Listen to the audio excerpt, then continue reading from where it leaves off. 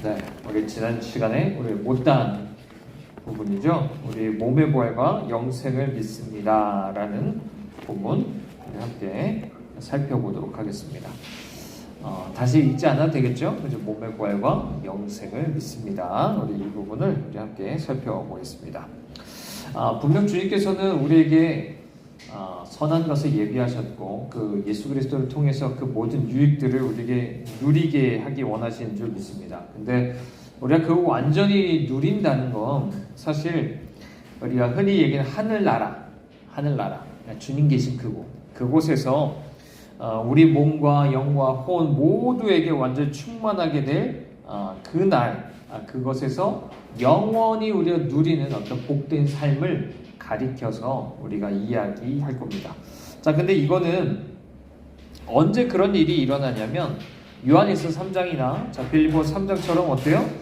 나의 지금 영만이 아니라 몸까지도 완전히 구속되어서 예수 그리스도의 그 형상으로 완전히 그렇게 영화롭게 변화되어서 그 영광에 들어갈 때 그날 온전히 누리게 되는 그 날이 있게 됩니다. 지금은 완전히 그것을 완전히 누리지 못하고 있죠. 자, 그러면 우리가 먼저 우리 함께 말씀드린 것처럼 자, 뭔가 이 영혼으로 영원히 산다는 그것을 우리가 어떻게 이해되는가 우리 생각해 볼 텐데 첫 번째는 자, 우리 영혼은 어떻게 되죠? 우리 죽는다는 건 결국 이 영혼이 몸과 분리되는 걸 이야기하잖아요. 그러니까 죽자마자 우리가 그리스도가 주시는 그 기쁨으로 우리 들어갑니다. 하늘에 가게 돼요. 그것을 우리는 믿습니다. 하지만 자, 세상 끝에는 어떻게 되죠? 주님 다시 오실 때 그때는 분리되었었던 이 영혼과 몸이 다시 한번 결합이 됩니다. 부활하고서 이제 영과 그렇게 부활하여서 우리 몸이 부활하고 또 영과 다시 한번 재결합되어져. 자, 그 다음에 영원한 구원을 완전히 누리게 되는 거예요. 이해되시죠? 자, 그때 예수님 다시 오실 때 그렇게 우리는 누리게 될 것이다 라고 볼 수 있습니다. 그래서 사실 지금 우리가 죽는다 해도 우리 영혼만 하늘에 간 것이지 몸은 완전히 부활하여서 우리 몸이 그걸 누리지 못하잖아요. 근데 우리가 예수님 다시 오셔서 부활했을 때는 우리의 몸과 결합되어서 우리 전인격적으로 그 영원한 구원을 우리 누리게 될 것이다. 그렇죠? 자, 지금도 우리가 성령 안에서 예수 그리스도 안에 거해서 예수 그리스도가 계신 하늘에 우리가 있지만 사실 우리 계속적으로 그것을 갈망하고 나가는 거죠. 우리가 그 구원을 우리는 바라봐야 될 줄 믿습니다. 마치 마태복음 17장에서 보면 예수님이 변화산에서 이제 제자들 앞에서 변형되셨던 것을 우리 기억할 텐데요. 그것처럼 지금 우리가 가진 이 몸이 완전 모든 연약함, 약함, 이런 것들로 해방되어서 영광으로 옷 입게 될 것을 우리는 내다보게 됩니다. 그렇게 해서 주님과 영원히 살 것이다. 우리가 이것을 내다보는 거죠. 자, 우리 좀 더 자세히 말해보겠습니다. 자, 우리가 가지고 있는 이 몸이 죽었다가 살아나는 것을 우리는 믿습니다. 자, 이 몸이랑 동일한 본질을 가진 몸이에요. 전혀 다른 몸을 이야기하는 게 아닙니다. 자, 이 몸이 바로 부활할 것이다. 다만 어떻게 해요? 그때는 뭔가 다르게 장식될 것이다. 어떻게 해요?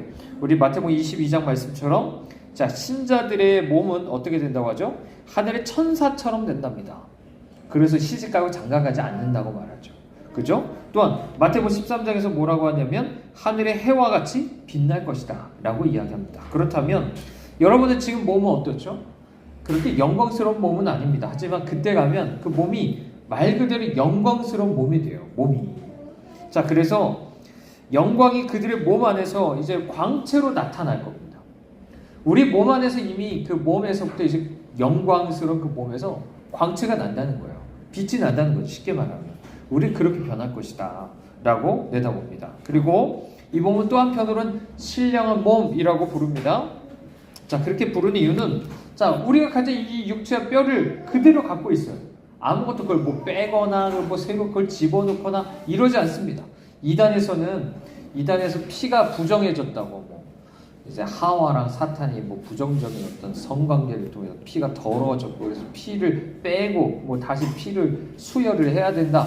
그게 교주와의 어떤 관계를 통해서 이런 식으로 얘기를 합니다. 근데 그런 게 아닙니다. 그걸 새로 뭐 제거했다, 새로 뭐 넣고 이런 게 아니라, 그러니까 우리를 살게 하시고 우리를 장식해 주신 그 성령을 통해서 우리 영이 그렇게 된다. 우리 영이 성령을 통해서 새롭게 우리가 이렇게 우리 몸이 변화될 것이다라고 말하는 거죠. 그래서 예수님의 부활이야말로 우리 빌립보서 3장에서 말하는 것처럼 우리 육체도 그렇게 영광스럽게 부활할 것에 대해서 묵상할 때 반드시 바라봐야 될 것입니다. 주님 바라보면서 나도 저렇게 우리 몸도 그렇게 부활할 것이다 라는 것을 우리는 생각을 해야 되는 거죠. 자, 이와 관련해서 몇 가지 구절을 볼까요?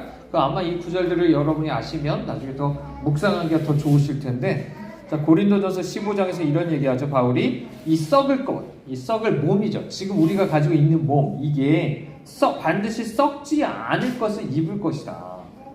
그렇게 입는다. 또한 이 죽을 것이 죽지 아니함을 입을 것이다. 그래서 이 몸은요, 지금 결국에 흙에서 나왔기 때문에 흙으로 돌아가잖아요. 썩습니다. 죽어요. 하지만 그날에는 썩거나 죽지 않는 그 몸으로 입을 것이다 라는 것을 이야기하는 것입니다.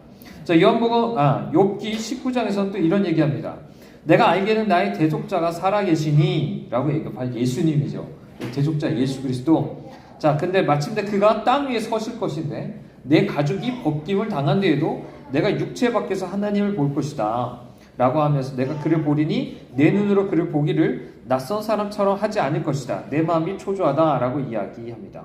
자, 그러니까 이때는 내 몸이 완전히 영화롭게 돼서 하나님을 바라볼 것. 그렇죠? 이 대속함, 구속함에는 이 몸의 구속까지 들어가 있는 거예요.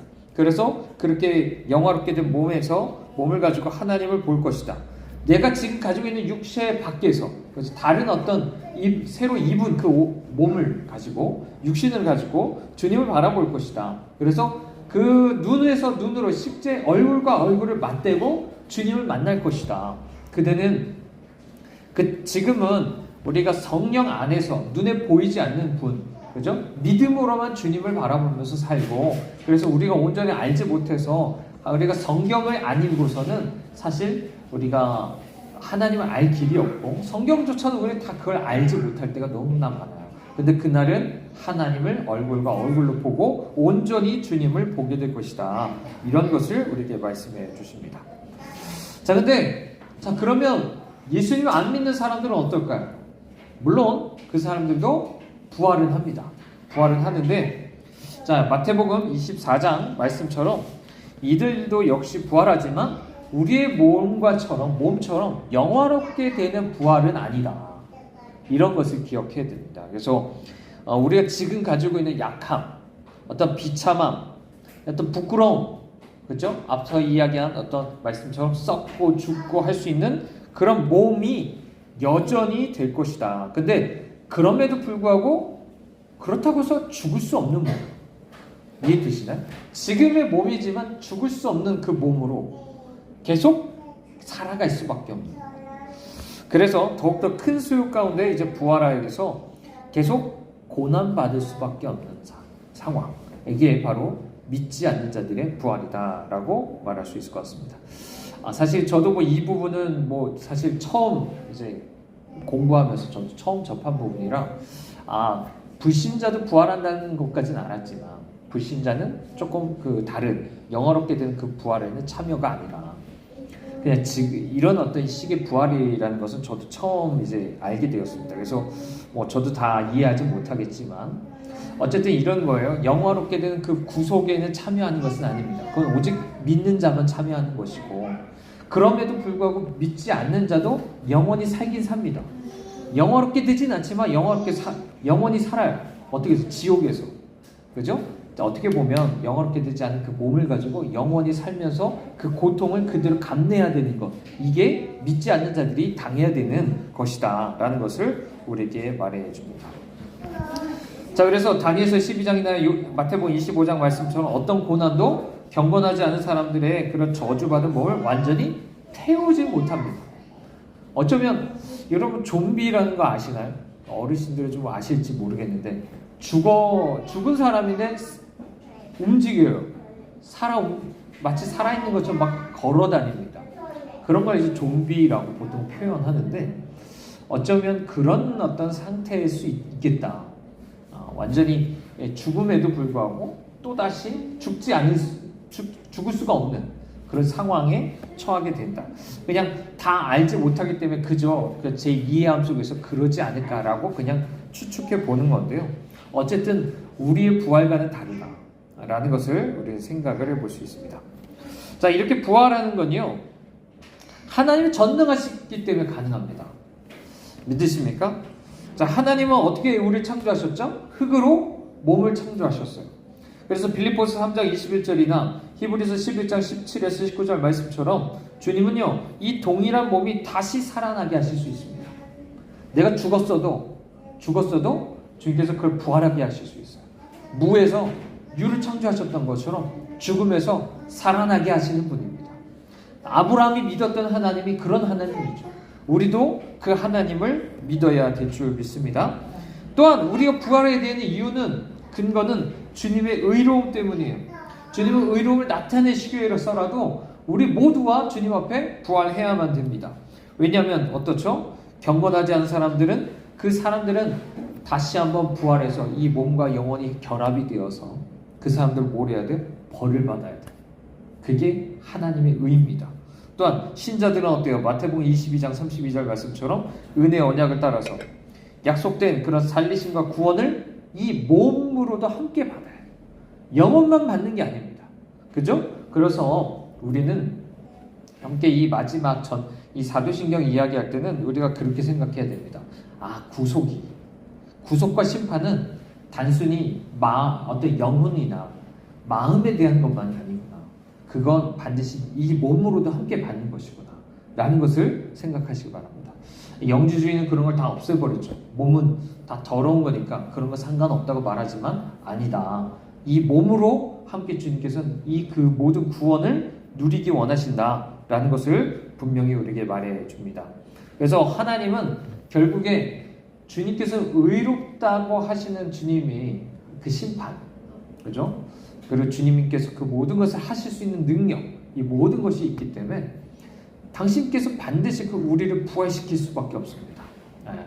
주님께서 그렇게 하실 것이다 라는 것을 보게 되죠. 자, 그러면 우리가 지금까지 부활에 대한 이야기를 했었는데 좀 영생에 대해서 좀 생각해 보겠습니다. 자, 그럼 영원히 사는 것을 믿습니다 라고 할 때 그것은 우리가 무엇을 믿는 건가 우리가 생각해 볼 텐데, 자, 영생이 있음을 우리는 믿을 뿐 아니라 그 영생이 어때요? 약속되었고 또 예수 그리스도께서 은혜로 인해서 값없이 우리에게 주어졌다라는 것을 우리가 믿는다는 말입니다.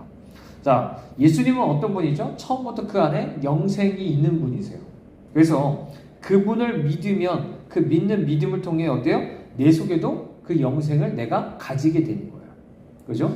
그걸 뭐라고 표현해요? 우리는 거듭남이라고 표현하는 것이고, 그것이 점점 더 충만하게 계시될 것을 우리는 내다봅니다.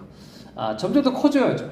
그래서 우리 인격 속 안에 그것이 성화되고, 심지어 나중에는 우리 육체 안에도 정말 신유의 은혜가 우리 안에 있을 뿐더러 또 나중에 부활에까지도 참여하는 그런 은혜가 우리 안에 있어야 될 줄 믿습니다.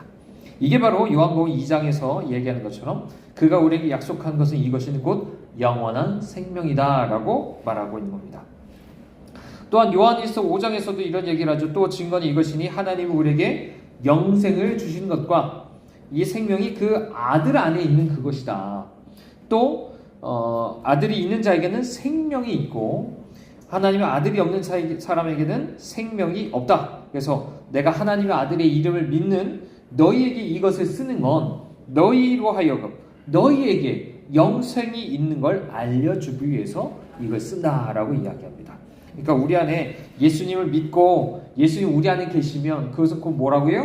내가 이미 영생을 가진 것이다 라는 것을 우리에게 말해주는 것이다 라고 말하는 겁니다.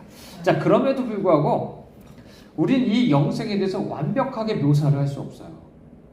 완벽하게 우리는 계속 이야기하는 것처럼 우리 가끔은 미래, 심지어 영원의 삶에 대한 것들을 엿보길 원합니다. 계속 사람들이 끊임없이 그런 호기심을 가지는데 사실 우리는 완벽하게 묘사할 수 없는 부분들이에요. 우리 고린도전서 2장이나 이사야 64장 말씀처럼 이렇게 말씀하시기 때문이죠. 하나님이 자기를 사랑하는 사람들을 위해서 예비하신 모든 것. 그래서 이제 영생이 그 안에 들어갈 텐데, 자, 그거는 눈으로 보지 못하고 귀로 듣지 못하고 사람의 마음으로 생각하지 못한 것이다 라고 말합니다. 이 영생에 대해서 우리 계속 그걸 눈으로 보고 싶어요.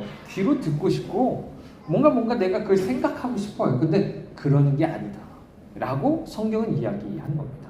아직까지는 우리가 그날에 정말 내가 부활해서 그날에 가지 않고서는 그것을 누가 알 수 있다 할 수 있겠어요.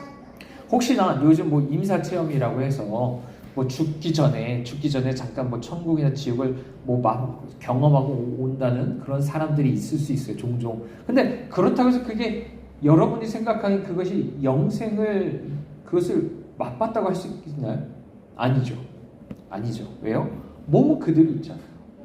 잠깐 뭐 어떤 영적으로 뭔가 심리적으로 그런 것들을 경험했을 수는 있지만 몸은 그대로 여기 있잖아요. 그렇다면 그거는 영생하고는 다른 얘기예요. 그죠? 그걸 가지고 그게 다라고 말할 수도 없어요. 그리고 우리 지난번에 말씀드린 것처럼 어쨌든 모든 것은 성경을 가지고 판단을 해야 됩니다. 성경을 가지고 판단해야 되고 우리 거기서 벗어나서 그냥 내 체험 먼저 우선이 되면 그거를 가지고 나가면 그걸 하나의 책으로 만들면 그게 경전이 되는 거예요. 이해되시죠? 그런 식으로 내가 천국 갔다 왔다 하면서 책을 썼는데 그 책이 더 중시되면 되면 그게 경전이 되는 거예요. 나한테는. 성경이 아니라 이게 더 중시되는 거예요. 그런 식으로 가면 그게 이단이 되는 거거든요. 그래서 우린 그것을 우리가 좀 주의할 필요가 있고 다시 한번 말씀드리지만 지금 다 그것을 알 수 없지만 우리는 이미 지금 내가 우리에게 허락하신 그 영생을 우리가 누리는데 더욱더 충성해야 된다. 그죠? 우리 마음속에서 예수 그리스도를 통해서 누리게 하시는 것들을 우리가 더욱더 누려가야 될 줄 믿습니다. 그걸 위해서 우리는 묵상을 해야 되겠죠. 영생에 대해서. 자, 영생에 대해서 묵상해야 되는데 그걸 위해서 우리는 하나님은 먼저는 우리에게 결국에 복의 근원 되신 분이라는 것을 우리 기억해야 됩니다. 주님이 생명과 복과 이 모든 것을 우리에게 주기 원하시는 분이다. 그래서 우리는 날마다 그 안에 그분을 정말 갈망해야 된다. 그분 안에 그것이 있고 그것이 예수 그리스도 안에 정말 공유가 되었고, 그죠? 주님의 안에서 우리가 그 예수 그리스도를 가짐으로 인해서 우리 그 생명을 가지게 하시는 하나님의 그 계획, 우리 그것을 발견하게 되지 않습니까? 자, 그래서 우리는 하나님만이 복의 근원이심을 믿고 날마다 그분께서 우리 안에 충만하게 거하시도록 정말 우리를 전으로 삼고서 그렇게 거하시도록 하는 것이 우리에게 필요한 줄 믿습니다. 그럴 때 정말 그것을 더욱더 우리가 깊이 묵상하면서 나갈 수 있으리라 생각됩니다.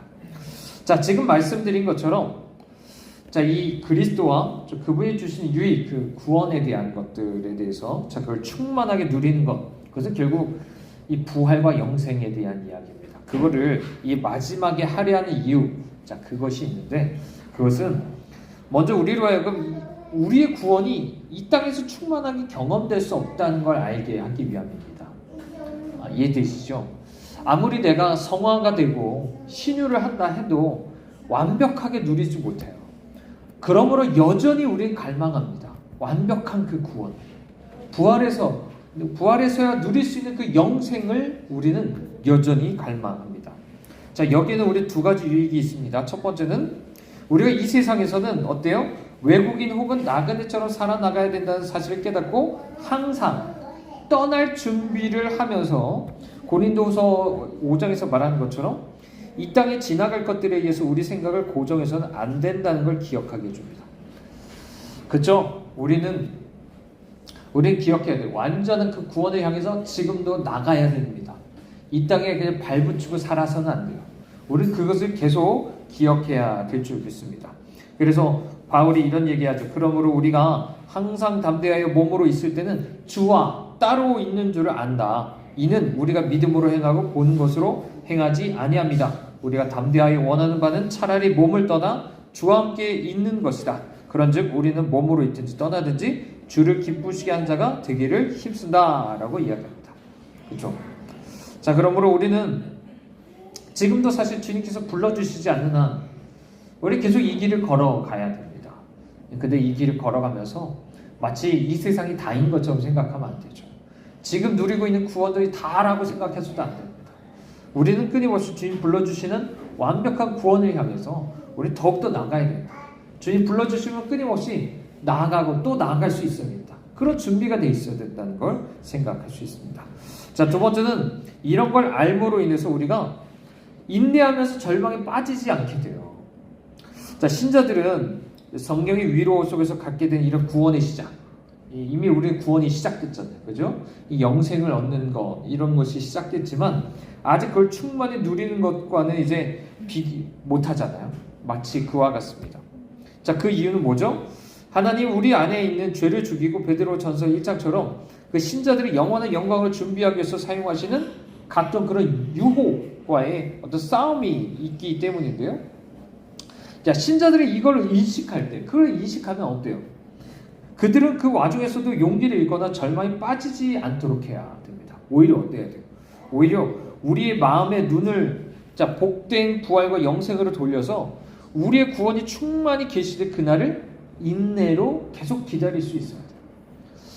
예, 이해되시죠? 지금도 우리는 계속 유혹이 있습니다. 그죠? 우리 안에 죄가 있고, 그리고 우리 둘러싼 세상이 있어요. 끊임없는 유혹이 있습니다. 계속 우리를 걸려 넘어지게 하는 것들이 있고, 사탄은 끊임없이 우리로 하여금 그것을 완전히 누리는 그 길에서 벗어나도록 힘쓰겠죠. 자, 하지만 그럼에도 불구하고 그 와중에 우리 자신이나 세상을 바라보면서 끊임없이 여러 낙심이 되겠지만 우리는 끊임없이 어때요? 우리 부활과 영생하는 그 삶, 완전한 그 구원을 향해서 날마다 인내로서 그 경주를 해야겠다라는 것을 우리는 보게 됩니다. 자, 히브리서 마지막 장에 이런 얘기하죠. 우리가 여기에는 영구한 도성이 없으므로 장차 올 것을 찾나니 라고 하는 말씀이 바로 이런 의미입니다. 그래서 이 둘째 유익, 방금 우리가 말한 것은 특별히 세상이 원하는 것에 대해서 반대해서요, 세상에 좋은 일을 하는데도 감사를 모르는 그 세상 앞에서 또는 빈곤과 여러 가지 박해를 받는 그런 위험 앞에서도 하나님의 진리를 설교해야 되는 설교자들, 사역자들을 무장시켜줍니다. 설교자들은 어떻습니까? 자신을 거스르는 그런 환난과 가난 이런 것들이 자기를 누를 때 어때요? 이 모든 것을 다 가볍게 만드는 영원한 영광이라는 게 저 저울 반대편에 있다라는 것을 기억하게 합니다. 그러므로 주님이 얘기하시죠. 낙심하지 않는다 우리는. 우리의 겉사람은 낡아지지만 우리의 속사람은 날로 새로워진다. 우리가 잠시 받는 환난에 경한 것에 대해서 이야기를 하고 있습니다. 경한 것이 지극히 크고 영원한 영광에 중한 것을 우리에게 이루려 합니다 라고 이야기를 하고 있습니다. 자, 그러므로 우리는 날마다 다니엘서 12장 약속을 우리 앞에 항상 두실 수 있기 바랍니다. 그것은 이런 말씀이에요. 선생들은 궁창의 별과 같이 빛날 것이다. 많은 사람을 옳은 대로 돌아오게 하는 자는 별과 같이 영원토록 빛날 것이다. 그래서 설교자들은요, 이 세상이 아무리 호의를 보이고 여러 가지 보상해 주겠다고 미혹을 해도 진리를 숨기거나 부드럽게 해서는 안 됩니다. 끝까지 이 고난을 감내하면서도 그것을 감당할 수 있어야 될 것입니다. 자, 그럼에도 불구하고 신자들이 영생이란 목표가 있잖아요. 이런 목표에 아직 도달하지 않은 상태에서 그러면 우리의 충만한 그 구원은 이 세상에서 경험되는 것이 아닌 걸 그걸 아는 것으로 우리는 그것으로 그럼 만족할 수 있겠는가? 그걸 완전히 누리지 못하잖아요. 그냥 누리지 못한 채 그냥 그것을 그렇게 아는 것으로 우리 그럼 어떻게 만족할 수 있는가? 우리가 좀 생각이 들겠죠. 자, 우리는 이에 대해서 이렇게 말할 수 있습니다. 자, 영생이 우리를 위해서 준비되어 있잖아요. 그리고 그것을 믿는 신자라면요, 누구나 하나님 약속하신 영생에 이르기까지 하나님께서 우리를 지켜주실 것도 믿습니다. 물론 하나님께서 우리를 지켜주심 속에서 그것이 우리로 하여금 믿게 하신다는 의미이고 그것이 다시 수동적인 것은 많이 아니지만 우리가 믿음의 어떤 주체로서 또 그것을 믿어야 되는 어떤 책임도 있겠지만 분명히 주님은 그렇게 지키셔서 우리가 그렇게 영생에 이르게 하실 것이다 라는 것도 우리 생각을 할 수 있습니다. 그렇지 않다면 신자가 영생을 믿는다? 아니, 그게 내 거라고 말하지 못하겠죠. 우리 그것을 생각해 볼 수 있습니다. 그래서 성경은 많은 곳에서 이것을 증거해 주죠. 요한복음 10장에서 이런 얘기하죠. 내가 그들의 영생을 주노니 영원히 멸망하지 않을 것이다. 또 그들을 내 손에서 빼앗을 사람이 없다. 그들을 주신 내 아버지는 만물보다 크셔서 아버지 손에서 끊을 수 없을 것이다 라고 얘기합니다. 또 베드로전서 1장에서는 곧 너희를 위하여 하늘에 간직하신 것이라 너희는 말세에 나타내기로 예비하신 구원을 얻기 위해서 믿음으로 말미암아 하나님의 능력으로 보호하심을 받는다 라고 말합니다. 분명히 우리를 어떤 누구도 빼앗을 수 없고 주님이 우리를 보호하신다. 그 능력으로 보호하신다 라고 말하고 있습니다. 자, 일단 오늘은 이제 사도행전 이제 마지막 부활과 영생에 대해서 이야기했습니다. 우리가 마무리하면서 한 번 더 우리가 강의를 하면 좋겠는데 오늘 일단 부활과 영생에 대한 이야기를 이제 마무리 짓겠습니다. 우리가 분명히 우리가 바라는 것은 우리가 지난번에 이야기한 것처럼 우리가 죄사함 받는 것, 그것은 너무나도 귀중한 우리 구원의 토대입니다. 하지만 그것으로 인해서 우리가 만족할 만한 것은 아니고 그것을 그치고 안주할 것이 아니고 우리가 완전히 부활하여서 영생을 누리게 된 것, 그 마지막을 다시 한번 이야기해주고 있습니다. 우리 그것을 믿습니다. 그리고 오늘도 우리 그것을 바라보며 오늘도 나가야 될 줄 믿습니다. 조금 더 부활이 이런 것이구나 라는 것을 우리가 조금 더 생각해 봤을 수 있을 것 같아요. 부활 이후에 우리의 영원한 생명이 어떤 것일까?